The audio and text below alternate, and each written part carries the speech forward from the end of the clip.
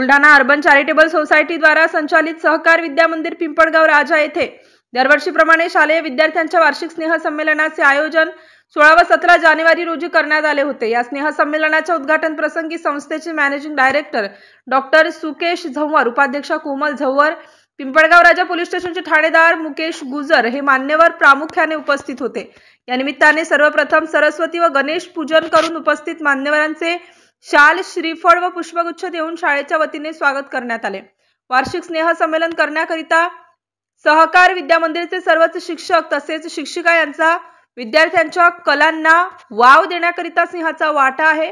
या सर्व विद्यार्थ्यांच्या कलांना वाव मिळण्याकरिता शाळेचे विद्या मंदिराचे प्रिन्सिपल निकम यांनी विद्यार्थ्यांचे तसेच सर्व शिक्षक वृंदांचे कौतुक केले। वार्षिक स्नेह संमेलन सोहळ्यासाठी विद्यार्थी, पालक व स्थानिक ग्रामस्थ बहुसंख्येने उपस्थित होते।